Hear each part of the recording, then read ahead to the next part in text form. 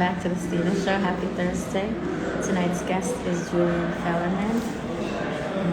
And he's a coffee curator and daily diplomat. Hi, Ashley. Welcome. Can you hear me? I'm in this very busy place, but I hope it's okay. Hi.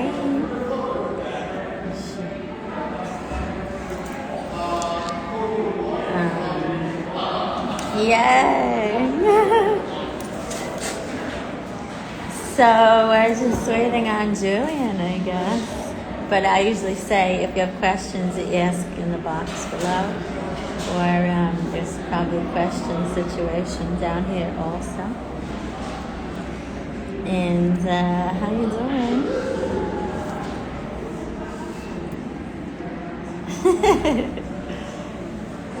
Julian. Sometimes I have to go get people. Hold on, let me see. You can hear me? That's great. I have noise canceling headphones. I haven't seen you or heard you in so long. Some light just went on over here. Julian. You want to come on, Ashley? Wait, I gotta text this guy. Julian, thank the Jesus. Next time, Ashley. Next time. Julian, I know you're out there. Julian. Oi, Stina. You made up? it. Thank you. We have Ashley's chat. with us, so we already have a familiar. How you doing? Good. Been a little while. Thank you for coming on early. I appreciate you. Yes, it's been a while. Yeah, I mean, I know the life of an actor, it's dynamic, so I wanted to accommodate your schedule. I appreciate you. I mean, it's really a toss-up in this whole world, you know? Ain't that the truth? But yeah, I don't think you heard me. Ashley's here. No way. Hi? Yeah. Ashley está aquí en este chat. Qué chévere, pues. Let's just do the whole thing in Spanish. Yeah, I know. No, next time. But welcome. Yeah, thank you. I'm honored. This is my first podcast appearance anywhere, so wow. You know, especially honored to be on the Stina Show. Oh, thank you. So let's jump right in, because you can hear me okay, right? Yeah, crystal. Great. Wow. So we met at Birthright, which is like what, a few weeks ago, basically. Man, it feels like a few years ago, but yeah, if you say so. It does. In that 10 days, it felt like years, ironically, right? Yeah, a bit of a time warp, but in a good way. How great! Yeah, a couple weeks ago. Oh man, yeah, still unpacking it. I know that's a separate conversation, actually. So let me keep moving. But so did you know when you were a little baby, Julian, you wanted to be in coffee and business? Yeah. So it's funny. I was sort of the resident coffee guy on our trip.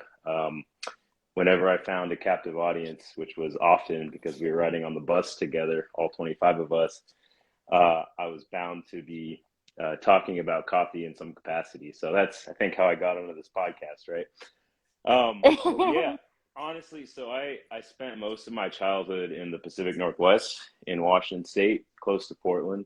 And there's a pretty strong coffee culture in that part of the country. Oh, yeah, in Portland. They have, who do they have out there? Stumptown is a big roaster. Stumptown. Yeah, keep that name in mind. They'll come back into the story as I go on.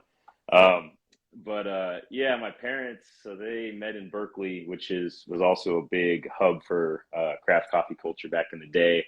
Big coffee drinkers, and when I grew up, there was always a pot of coffee going. I'd come back from college, went to school in Seattle, would come back down, visit my family, always catch up over a cup of coffee.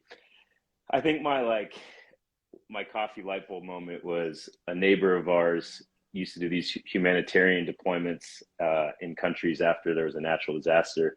And he went to Indonesia after the tsunami hit in 2004, and he brought back some coffee.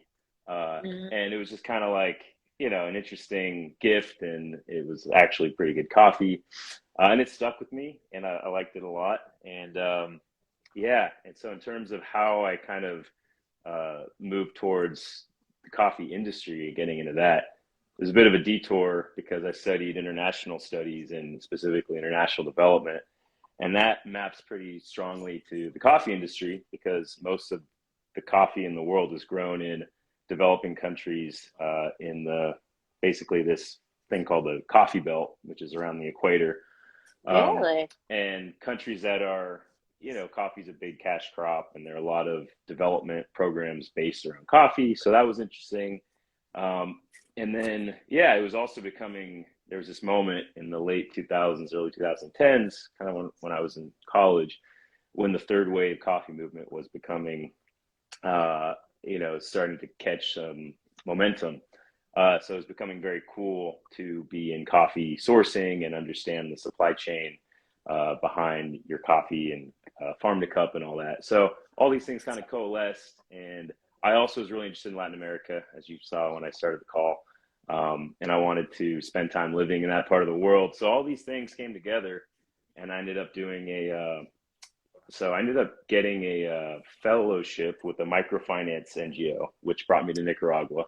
And then Fellowship Fellerman. Sorry. Yeah, I know, right? I'm all about the fellowships. Terrible. The ring, that's microfinance. And then I ended up meeting the co-founders of a coffee company that was looking to set up roasting centers in developing countries and involve coffee farmers in more of the value-added steps of the supply chain. So I spent a few years working with that company. It's called Vega Coffee. And then I decided to move back to the US after a time abroad. And I work for Pete's Coffee now, which is started in Berkeley.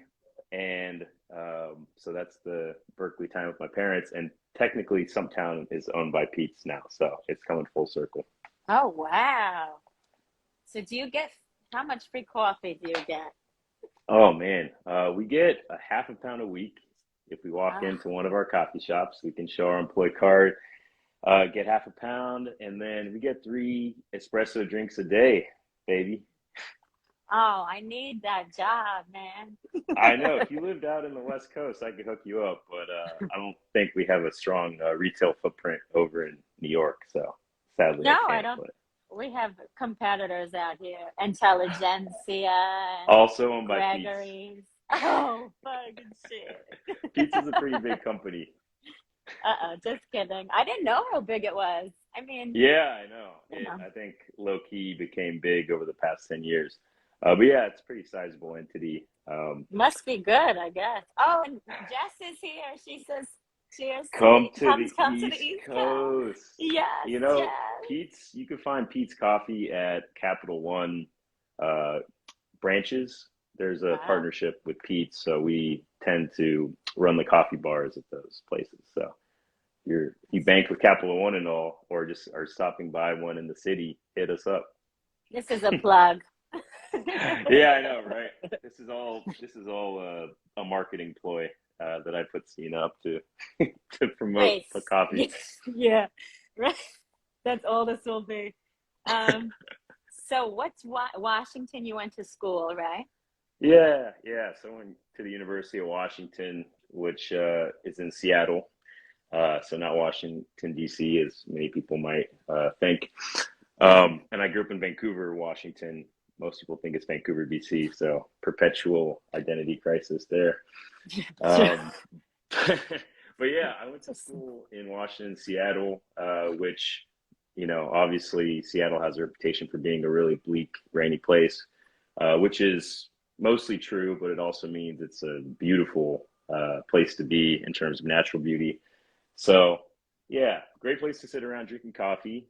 Great place to, go backpacking, hiking, kayaking, really any outdoor sport. And then in the winter, you have incredible mountains. It's honestly a pretty nice place to be. So There's another That's plug. awesome. You just got a list of plugs you're referring to as we go. Absolutely. You'll put it in the show notes, right? Yeah. I see some people joining this I have Instagram live from all different parts of Yeah. life. I love it. Yeah, James Beautiful said, thing. I know that place I went to. Oh, who's James? Which James? James Bleak, maybe? Least. Oh, James Lees. What up, What James? up, James? How you Yeah, doing? James was in my fraternity, actually. I was in a fraternity for one year and some change. Wow, how was Yeah, no, that? the jig is up. Yeah, that was really interesting. I had a good experience in the fraternity, but the reason I left early was because I did a quarter abroad in Italy, and like after that, I just I couldn't go back to fraternity life. It was just yeah, no turning back. So, but I still kept in touch with a lot of the people in my group of friends there. Not as much now, but definitely once I was back in school. It was a really good way to plug into the social scene, joining a fraternity. So big Yeah, fan. I hear Shout out that to is. James. Yeah, he keeps saying James taking over the show. So that was Washington. What degree did you get? Yeah. What's that? Oh, which degree? Oh, yeah. So I studied international studies, international affairs, which uh, I had illusions of grandeur. I wanted to be like a James Bond international diplomat, double agent type. Um, I always thought it was, yeah, there was a lot of, yeah, for me, it was just so intriguing to potentially go work as a foreign service officer or diplomat. And actually, I did a undergraduate thesis that was supervised by uh, ex-diplomat to Thailand, who's passed away, but he was the one who actually gave me like really in-depth account of his experience that made me not want to do it. Yeah. So an ex-diplomat talked to me about his experience. He was 35 years in the State Department, mostly doing consular work. So he'd basically travel. Him and his family would relocate every 3 years to different embassies, and yeah, it just kind of sounded a bit more mundane than I, had originally thought. And so I switched my focus to nonprofit and private sector. But you still managed to do like volunteering, right? Yeah, I mean, yeah, I went abroad for a quarter to Italy and just kind of opened my eyes to the world in a way that I wasn't expecting, and that set in motion the pursuit of many an international project. So I volunteered. I knew that once I went abroad, I wanted to go back, finish college, get my degree, and then live for an extended period of time somewhere abroad. So I ended up going to Chile, which is a country that not many people spend time thinking about. It's that tiny sliver of a country that runs along the western flank of South America. And the reason I ended up there is because I wanted to go to a Spanish-speaking country to learn Spanish. And I also didn't want to pay anything to do it. At the time, you had a lot of volunteer programs that were charging you, $5,000 to place you in, whatever the organization is you're going to be volunteering. And I just wasn't trying to give into that, that racket Model. And so, yeah, I found this program through the Chilean government. It's basically like, oh, you got a degree, you're a native English speaker, come down. We'll do a week of TEFL training, and then we'll send you off. And so that's how I ended up kind of getting my first taste of living in a country abroad in Latin America in particular. Did a homestay, and it had everything that I was looking for from my experience. And so, yeah, I mean, if I look at that kind of set me up to do the job that I just mentioned, where I was working in coffee in Nicaragua and Colombia, because I had that experience. So, yeah, I've essentially had an interest in coffee in Latin America and international development, supply chains more recently. And I just figured out angles to work to be able to work in those areas. What And about ESL? yeah, so ESL, that was Chile. So I was an English teacher. I taught English for a calendar year in the Wow, center that's of the awesome. country. Yeah, so when I went to Chile, the volunteer program was to basically teach English to public school students. And so yeah, I mean, I never taught English. I never been a teacher. It was really just a means to be down there. Um, but I definitely took a lot from it, even though it confirmed that I didn't want to be a teacher long term.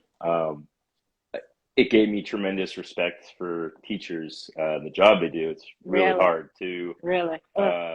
reach children. And I had no classroom management skills. I wasn't properly trained in TEFL, and yeah, I wasn't equipped to fully do it. And I even had the easy kids, the kids that were well behaved and that were actually interested in learning English, and it was still kind of a challenge. So, Wow. hats off to teachers everywhere, good teachers especially. um, and then Chile as a country, I'm not sure if I'm going to go into that, but man, Chile is like one of the most random countries I've ever been to. Well, first, before I scroll past, Carrie Langle says the Costeño in Colombia misses you. Oh my God. That's Ana Karina, who is part of a little group of friends that I have from Bogota when I lived there. Uh, Shout out to Karen Alga, que más, ¿cómo estás? ¿Cómo está la vaina, weón? Yeah, I Well, have a really funny yeah, go ahead. accent when I speak. It sounds like a specific dialect in Colombia. So they give me a hard time because I sound like I'm from the coast. So that's what Oh. she's calling me out on. But You yeah, probably look at meet that. a lot of people doing this stuff, huh? What, doing podcast Just appearances? traveling and traveling in general. Yeah, no, it's definitely been it's very bittersweet to be an expat. I'll I'll say it. Because you come across, and I think most people can attest, even like birthright, right? Yeah. We met, we were in a group of 20 something people, and we gelled very, very much. And then, then the experiences is over and everyone kind of goes back to the lives that they were living. And you try to stay in touch. But yeah, so I've, not to dwell on that part, but yeah, I've met a lot of great people that have definitely impacted me on how I view the world. In many ways. So I feel grateful to have gotten out there and met some of these folks. I'm trapping you in my matrix right now. It's a nice matrix to be in. Is this the red pill or the blue pill? I can't remember.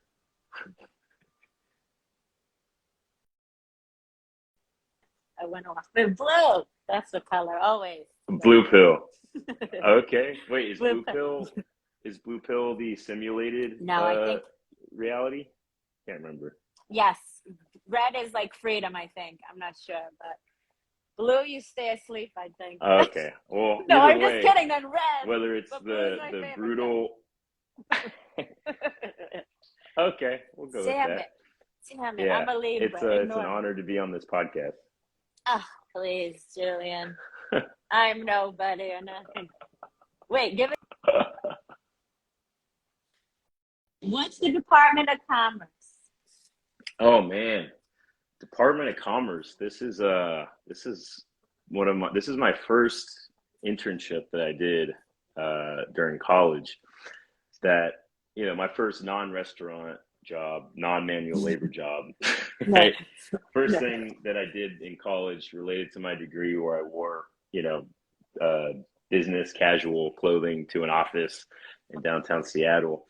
So like I mentioned, I was interested in working for the government in an international capacity. So I ended up getting this internship through a friend of mine who was in my major, and basically it was called the U.S. Export Assistance Center, and the U.S. Export Assistance Center is an arm of the Department of Commerce, and it exists to essentially help small businesses export their products to foreign markets. it's kind of a very niche government agency, but they had a good internship program. You know, I went there 10 hours a week. They didn't pay me. And I was kind of like trying my hand at government work. And, you know, there were parts of the experience working at this office that I liked and did a few reports that I still recall that were good, you know, but it's definitely a slower pace versus the private sector. And it was that experience with that internship plus the recommendation from my thesis supervisor, the ex-diplomat, that kind of turned me off from going into government work. I was like, nah, not my bag. Keep your soul, man. Keep your soul. Yeah, well, private sector, you know, arguably not much better, but yeah, it depends. It's a lifestyle choice, right? And depends on kind of the kind of impact you want to have through your work. Looks a little different depending on the sector. So, man, these are good. Like, you really dug up some good interview prompts here. I'm impressed.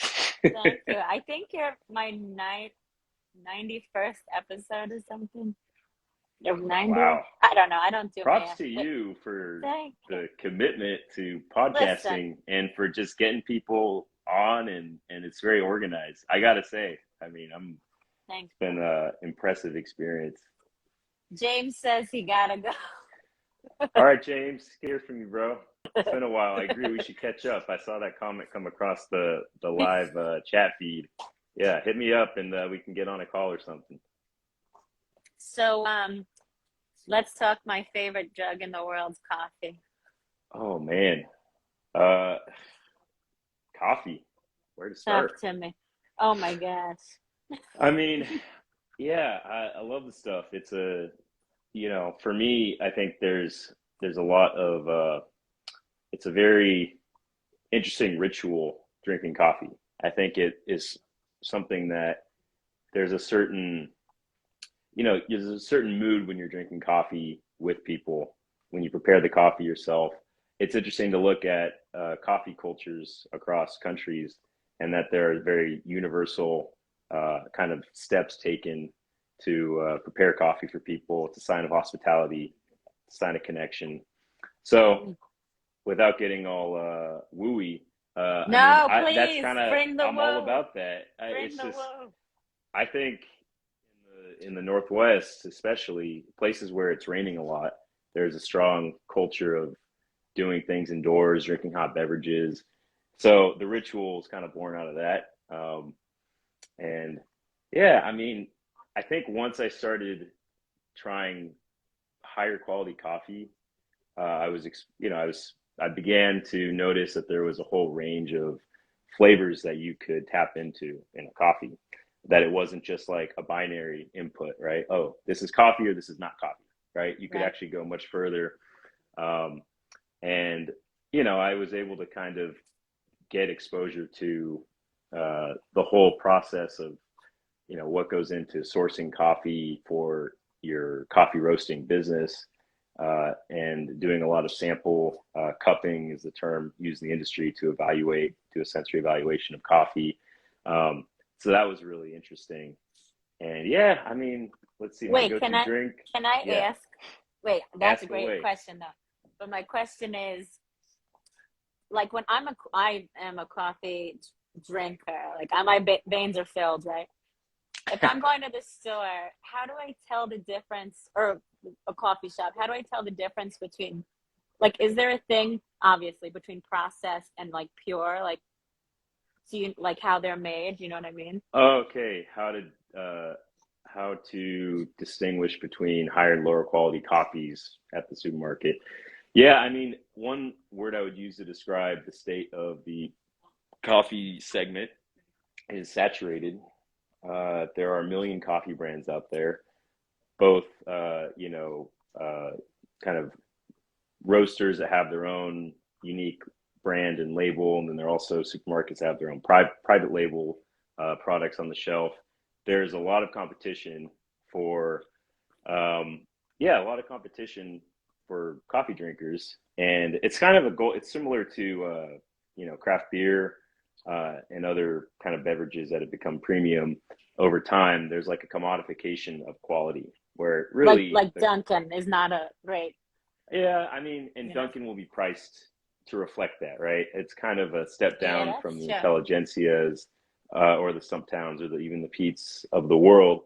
But yeah, it's tough because there are a lot of the value created in coffee roasting is in the presentation of your product.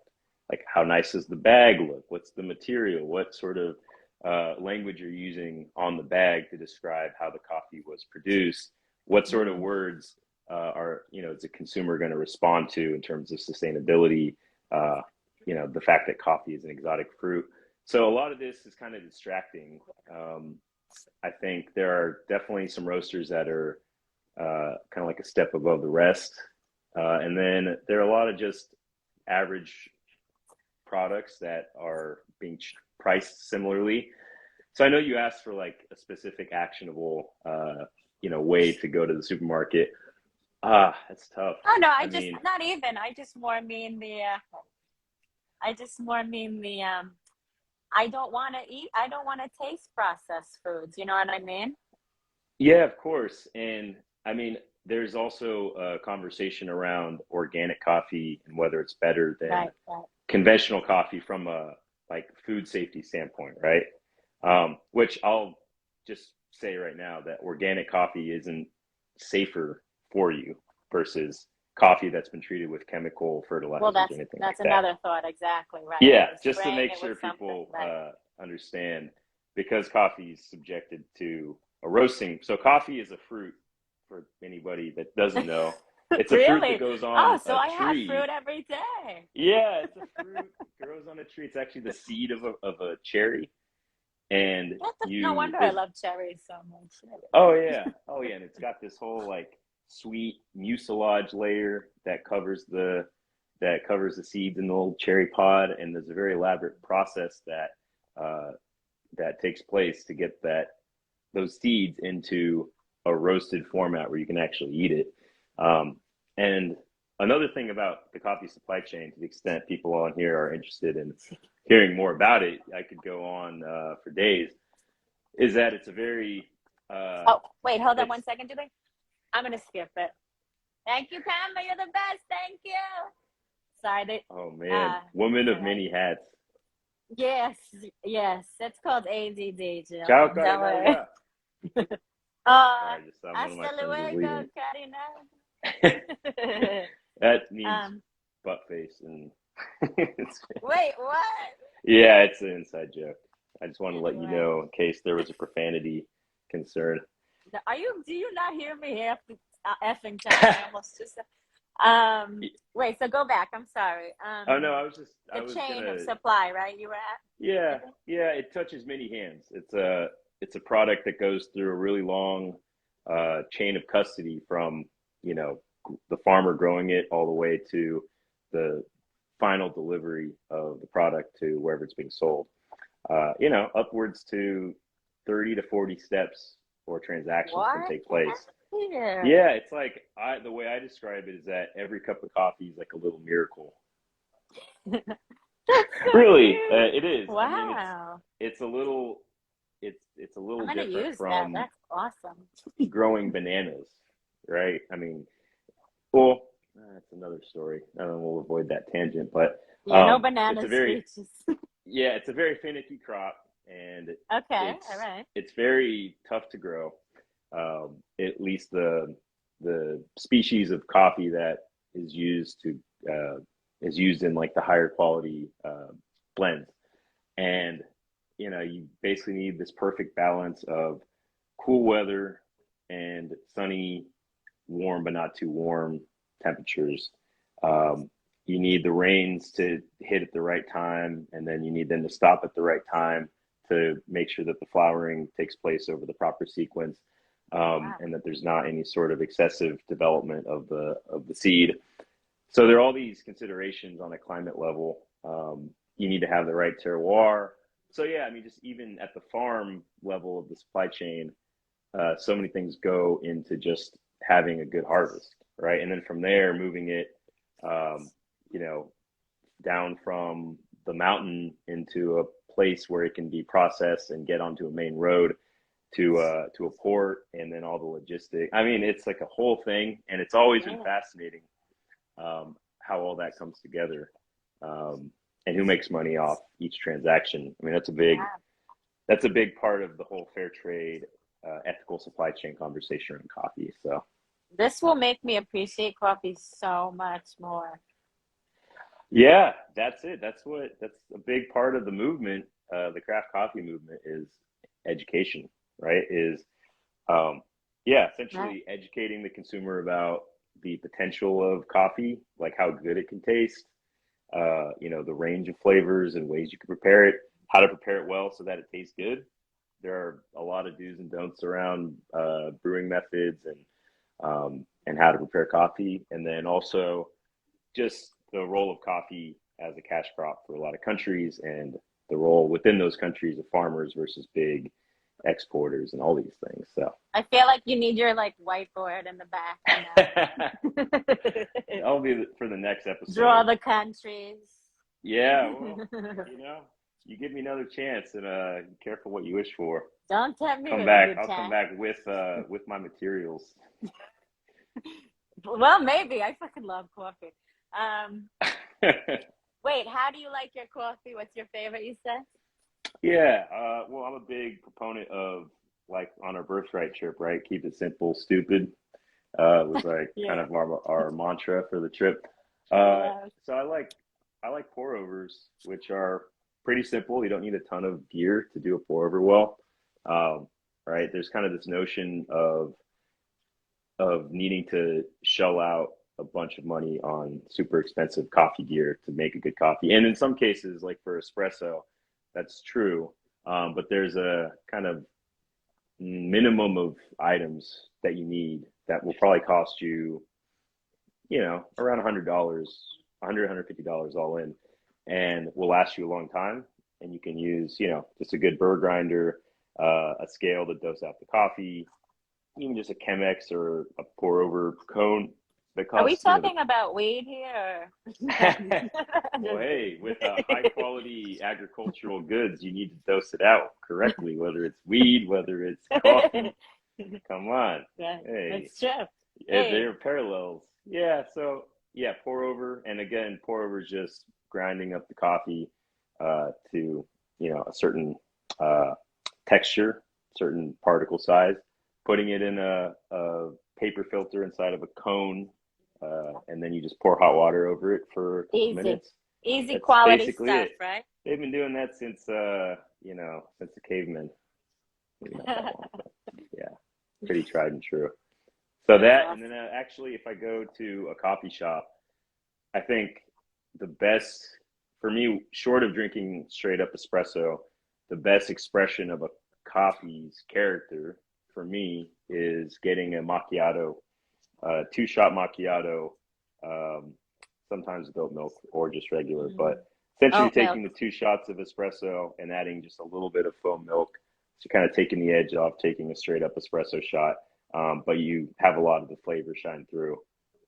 So recommend that for all the people out there that are looking up their coffee order. I'm gonna get my coffee, I think, in a minute.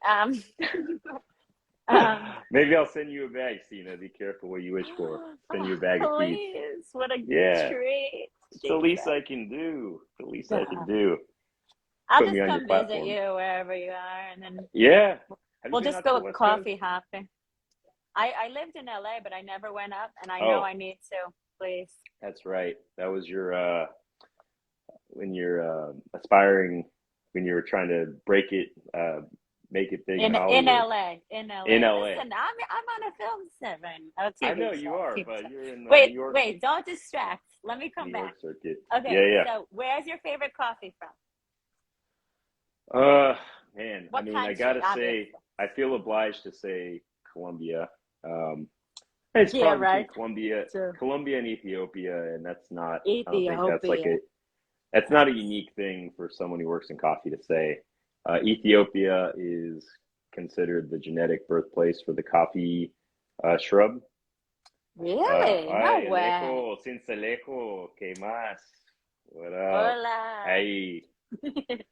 Damn, we got some Colombian folk joining Buenos the chat. amigos, yeah. ¿Qué se trata, hermano? Oh, wait. Ethiopia is the birthplace. Get out of here. That's true. I know. Hey. Ooh. Yeah. Yeah, Ethiopia is a Coffee birthplace. talk. Some. I mean, it's a disputed origin story. But yeah, the most common story about how coffee was discovered was an Ethiopian goat herder. Goats were roaming around, started eating some fruit off. Thank you, Alejo Cincelejo. Appreciate the cumplido. Yeah, so yeah, there's a goat herder. Goats are roaming around eating some fruit off a nearby bush, and they start acting up because of the stimulant and caffeine.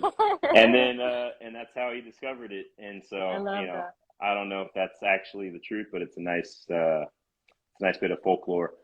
But funny. Colombia is really fascinating. Obviously, it's the most important country for fully washed Arabica, which is the main class or grade of coffee that goes into specialty. So it's the biggest exporter of that type of coffee in the world. They have a really dynamic,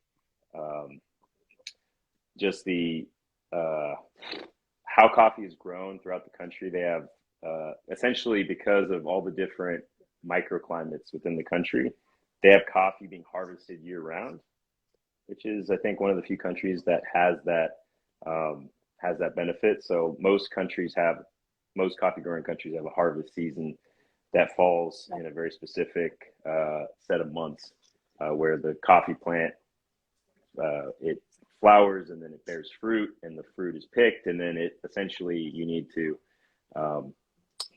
treat the plant in anticipation of the next harvest, which won't be for 6 months from that point.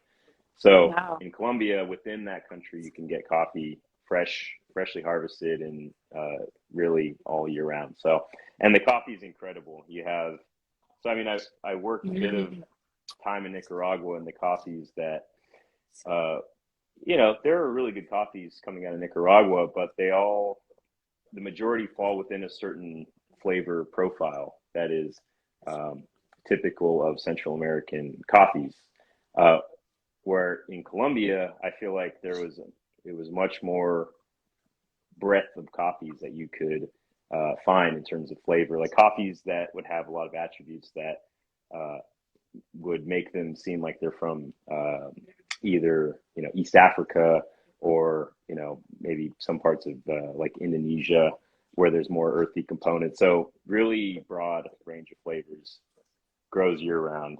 And Colombia's a tight country, so I'm gonna go with Colombia.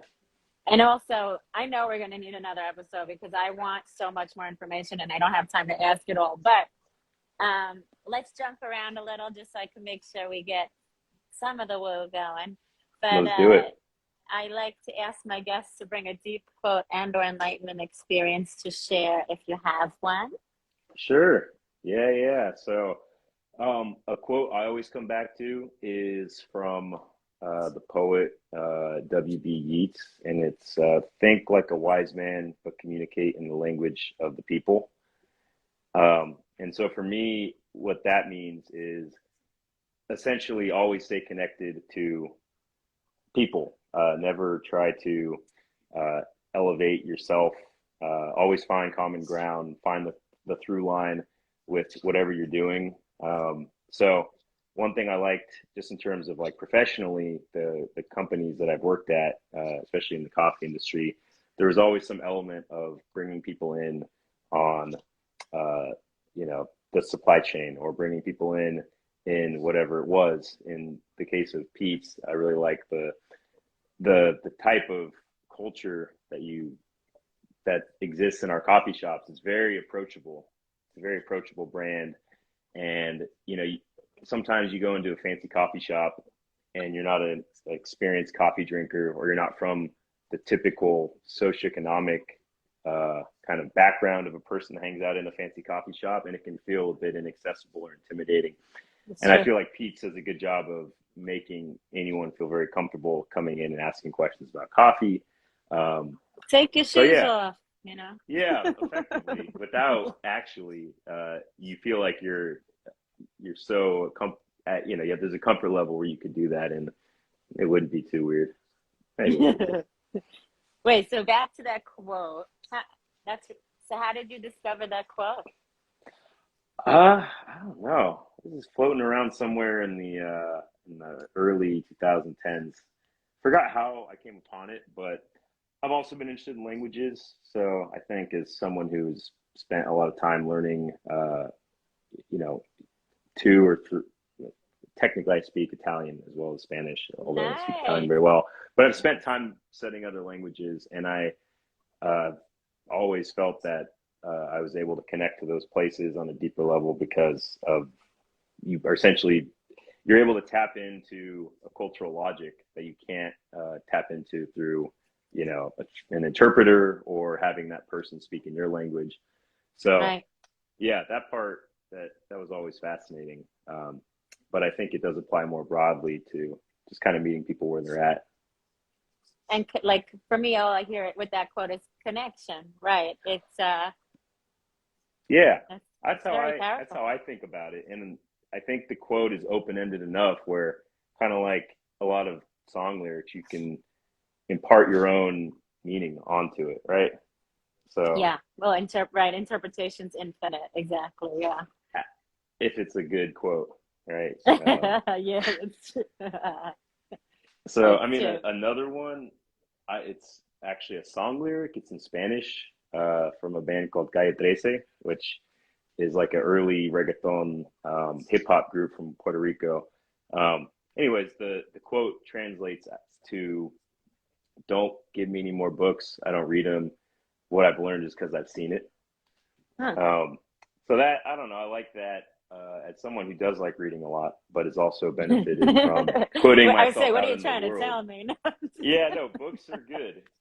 But I think people that only understand the world through reading are going to have a different worldview than if you. That's cool. Yeah, internal, external. That's really cool, actually. She's got the frameworks.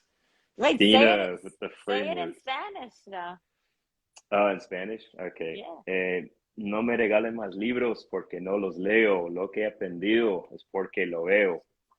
Hey! They're really good for all you connoisseurs of Latin beats out there. I'm learning. Highly recommend.